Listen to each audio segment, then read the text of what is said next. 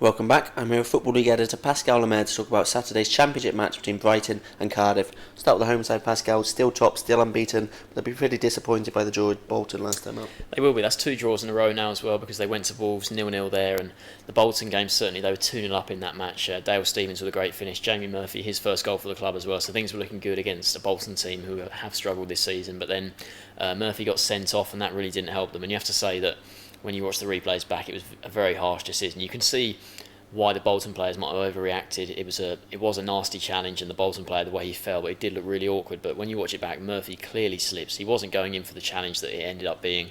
The sort of slip that he had then caused him to sort of career into the player, and it was a bit unfortunate that he got sent off. But after that, then Bolton, they come back into the game. Neil Dans, and then I think it was Gary Medine in the 94th minute with the equaliser. So to concede like that, you could see the Brighton defenders when that 94th minute goal went in, they were just furious because they knew that it was a missed opportunity to put another 3 points on the board. And you look at the table now, they're 21 points up there. Middlesbrough, who are on flying form, they're 20 points, so that they've almost been caught now, Brighton. But even though two draws, disappointing, like you said, still unbeaten, still top of the table, and considering their pre-season expectations for most, it's still been a fantastic start.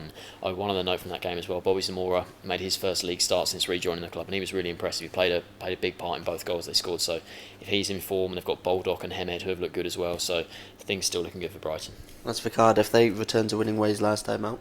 Yeah, 2-1 home win over Charlton, and Charlton went into that game, I think they'd lost 3 of their previous 4 games, so Charlton did go into that game very poor form, and you would have expected Cardiff to beat them, and they did so 2-1. Not the most convincing win, but considering they'd lost 2 games in a row before that, just any win's a good one when you're on sort of a losing run like that. And they fell behind as well to Ahern Grant, which was a decent finish from him. I think Morrison would be annoyed at the way he got turned in the box, and it was too easy for the Charlton man to get in, but they hit back quite quickly, and it was Morrison, I think, with he came up with the winning goal in the end, so he sort of atoned for that error. And decent for Cardiff. They're now 6th again, back into the top 6. They're one of, I think it's 5 teams on 15 points, just below Middlesbrough in second, so it's all sorts to play for in that sort of 2nd to 8th sort of range.